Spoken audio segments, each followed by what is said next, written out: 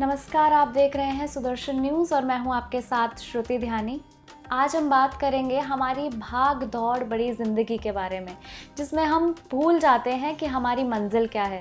और ऐसे में आध्यात्म हमारी मुश्किलों को आसान करता है। और इसी के बारे में हमारे साथ बात करने के लिए ब्रह्मा कुमारी से हमारी अतिथि हैं अदिति जी। ओम शांति। ओम शांति। और आपका बहुत बहुत स्वागत है सुदर्शन न्यूज़ में।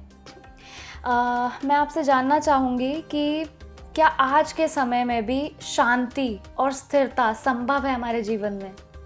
देखिए, समय कोई भी हो, इंसान को शांति तो चाहिए ही जी। और इसीलिए वो अपनी लाइफ के अंदर जब भी थोड़ा सा फ्री होता है तो कोशिश करता है कुछ आउटिंग के लिए जाएं, या कोई स्पिरिचुअल होता है तो धर्म के किसी स्थान पर जाता है, मंदिर, मस्जिद, गुरुद्वारे, जो भी जिस भी इष्ट देव को मानता है उनके मंदिरों में जाता है। तो इसका मतलब शांति तो हर एक इंसान को चाहिए, उसे वो चाहे व्यक्ति में ढूंढे या स्थान में ढूंढे या वस्तुओं में ढूंढे या साधनों में ढूंढे। जी। तो समय कोई भी हो, मनुष्य आत्मा की डिमांड वही रहती है। लेकिन इसमें ब्रह्मा कुमारीज कैसे मदद कर सकते हैं? देखिए, जैसे हमने बात करी कि आध्यात्मिकता जी। ये एक बहुत इम्पॉर्टेंट पहलू है इंसान के जीवन का। जब हम कहते हैं आध्यात्म तो यह है आत्मा का, यानी स्वयं का अध्ययन। और हर चीज़ की शुरुआत तो मुझसे ही है। अगर मैं ही नहीं हूँ तो फिर जहान किस चीज़ के लिए है ना? कहते हैं ना, आपसे समाना है, ज़माने से हम नहीं हैं। तो जब शुरुआत हमसे होती है तो जब तक हमें अपने बारे में ही नहीं पता है तब तक हम कोई कार्य जो कर रहे हैं उसको बेहतरीन तरीके से नहीं कर पाते। समझो आपका माइंड डिस्टर्ब है और आप काम बहुत अच्छा करना चाहते हैं, तो एक डिस्टर्ब माइंड से आप कोई अच्छा भी काम करेंगे तो बिगाड़ देंगे।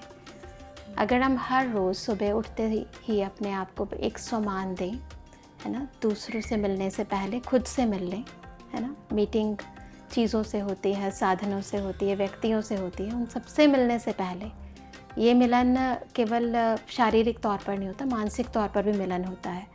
जब हम सुबह उठते हैं तो हम किस चीज़ के बारे में सोच रहे हैं, तो एक्चुअली में जिसके बारे में हम सोच रहे हैं वही हमारा कनेक्शन जुड़ जाता है। तो सबसे पहले हम खुद से कनेक्टेड हों। सुबह उठते ही सबसे पहले ये अपने आप से कहें कि मैं शक्तिशाली हूँ, मैं शांत स्वरूप हूँ, और वो शांति का सागर परमात्मा, जिसे हम ईश्वर कहते हैं, भगवान कहते हैं, वो बिल्कुल मेरे साथ है और उनसे निकलती हुई शांति की किरणें मुझ में प्रवाहित हो रही हैं। स्वीकार करें, अपनी आंतरिक स्थिति को शक्तिशाली बनाएं, शांत बनाएं। अब उस शक्ति के साथ, इस शांत चित्त स्थिति के साथ जब आप बाहर किसी भी कर्म को करने लगेंगे या किसी चीज़ के बारे में सोचने लगेंगे तो वो चीज़ आप सही सोच पाएंगे, सही ढंग से सोच पाएंगे। जिससे मिलेंगे उसके पास जब जाएंगे तो उसको भी वही शांति आप दे पाएंगे। जी। ताकि वो संबंध खराब ना हो। तो सबसे पहले स्वस्थिति है, खुद को जानना है, पहले खुद को जानना है, खुद को सशक्त करना है, खुद को शांत करना है। जी।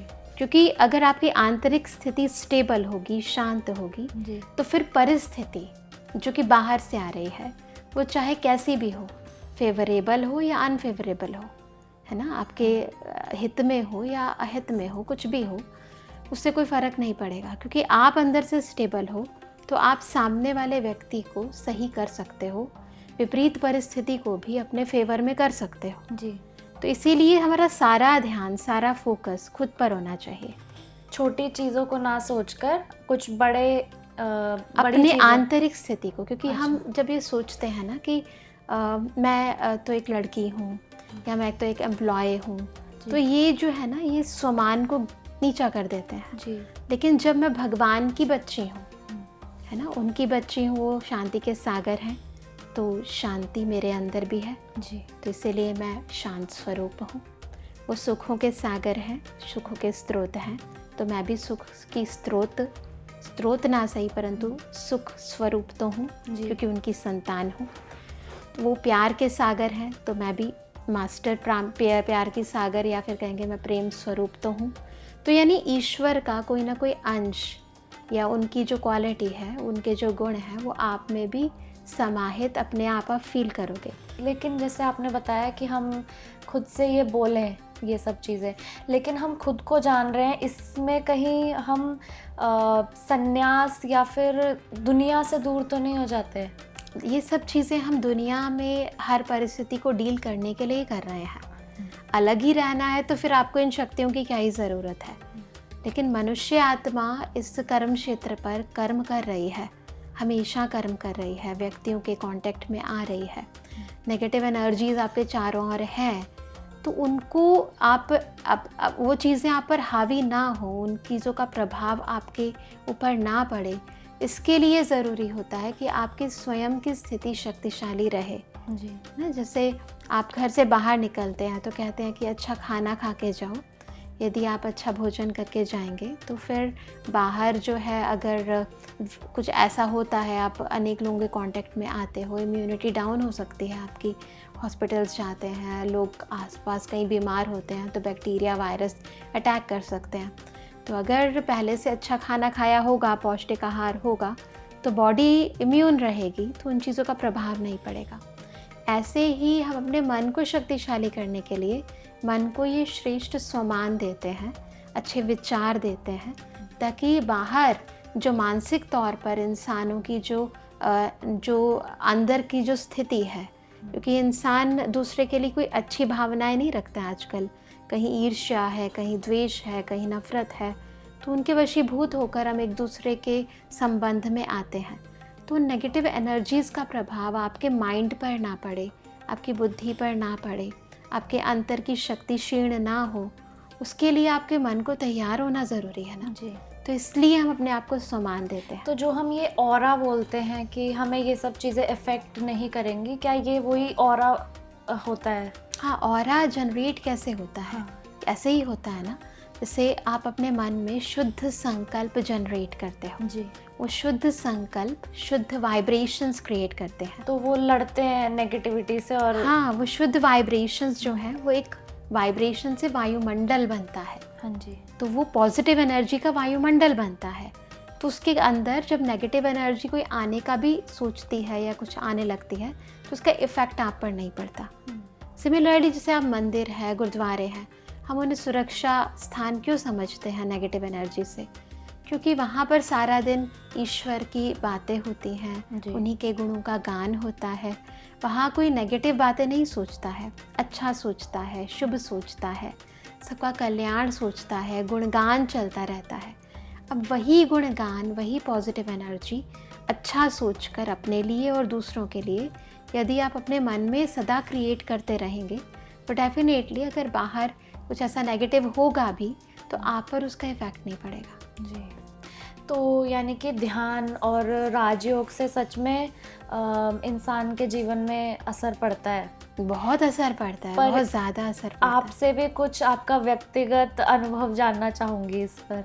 हाँ, ज़रूर मैं बताना चाहूँगी। जैसे मैं पहले यहाँ पर समर्पित पूर्ण रीति होने से पहले मैं जॉब भी करती थी, तो ब्रह्मा कुमारीज़ में भी जाते थे, जी। परंतु साथ में जॉब भी करते थे। तो जी। जॉब पे काम होता है, फिर अनेक लोगों के कांटेक्ट में आते हैं। मैं खुद एक जर्नलिस्ट रह चुकी हूँ। अच्छा। तो जर्नलिज्म में तो अनेक लोगों से आप मिलते हैं। वातावरण कोई इतना पॉजिटिव तो नहीं है बाहर, तो जब कांटेक्ट में आते हैं तो कई बातें होती हैं। तो मेरा एक अपना निजी अनुभव बताती हूँ कि मैं जब भी जाती थी ऑफिस के लिए निकलना या फील्ड में कभी निकलना, तो निकलने से पहले एक छोटा सा ज़रूर काम करती थी। पहले तो जब निकलूँ तो ईश्वर परमात्मा, जैसे हम शिव बाबा कहते हैं, तो उन्हें हम प्यार से शिव बाबा कहते हैं, तो उन्हें कह के जाती थी कि आप मेरे साथ चलो, अकेले नहीं जाऊंगी मैं, आप मेरे साथ चलो। तो और दूसरी बात, जब सुबह मेडिटेशन करती थी तो परमात्मा से शक्तियाँ, स्पेशली पावर ही चाहिए होती है, प्योरिटी, पवित्रता, क्योंकि आसपास जो वातावरण है वो इम्प्योर है। लोगों की वृत्तियाँ, स्पेशली महिलाओं के प्रति जो है कई बार नेगेटिव रहती हैं ना, अच्छी नहीं रहती। तो प्योरिटी की किरणें, पावर्स की किरणें, स्पेशली शांति की किरणें, ये 3 किरणें स्पेसिफिकली मैं परमात्मा से कहती थी कि परमात्मा को याद करके, जैसे हम शिव बाबा कहते हैं, तो उनको कहती थी कि बाबा आप आ जाओ और ये एनर्जी की किरणों से मुझे एक सुरक्षा कवच प्रदान करो। तो दिल से एकाग्र करके अपने मन को बैठती थी और फील करती थी कि उनसे, उस सुप्रीम पावर से वो एनर्जी निकल कर मेरे ऊपर, पूरी बॉडी के ऊपर, मुझे आत्मा पर तो वो तो है ही है, परंतु सारी बॉडी के ऊपर प्रवाहित हो रही है।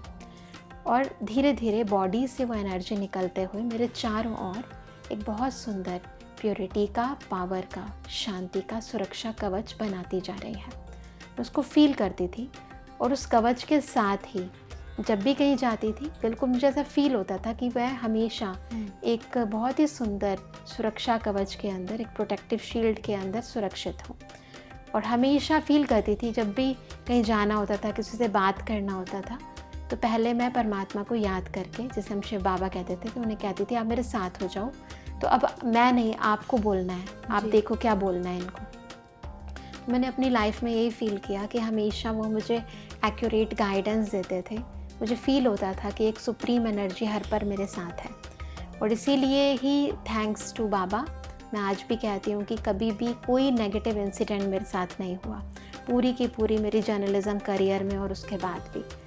और इस तरह के कई ऐसे घटनाएं हैं जो मेरी लाइफ में हुए। हम कई लोगों के कांटेक्ट में आते थे। तो वो ध्यान, अध्यात्म और वो जो पावरफुल एनर्जी, पॉजिटिविटी होती है, उसको आपने अपने बॉडी के अंदर लाया और उसको ताकत बनाई। बॉडी में, मुझ आत्मा के अंदर। और क्योंकि जब आप कई लोगों से मिलते हो, कई लोग हाई सोसाइटी के लोग होते हैं, पावर में आपसे ज़्यादा होते हैं, कुछ भी ऐसा शब्द, क्योंकि बहुत केयरफुल रहना पड़ता है ना, अगर आपके मुंह से कुछ ऐसा निकल गया और कुछ गलत हो गया तो आप समाज के प्रति जवाबदार होते हो जी। तो इसीलिए अगर ईश्वरीय सुरक्षा कवच और उनकी श्रीमत और उनका साथ अगर आपके साथ है हमेशा, तो कुछ गलत होने की संभावना नहीं रहती है जी। तो ये बहुत ज़रूरी है। तो अदिति जी, बहुत बहुत धन्यवाद आपका सुदर्शन न्यूज़ चैनल पर आने के लिए और हमें इतनी सारी बातें बताने के लिए हमारे आध्यात्म से रिलेटेड। तो आपका बहुत बहुत धन्यवाद। ओम शांति। ओम शांति। तो आज हमने बात करी आध्यात्म की और हमारे जीवन में हम कैसे उसको अपना लक्ष्य बना सकते हैं और अपने लक्ष्य को प्राप्त कर सकते हैं। तो ऐसे ही और एपिसोड्स के लिए जुड़े रहिए सुदर्शन न्यूज़ के साथ, सुदर्शन धर्म के साथ। नमस्कार, जय हिंद।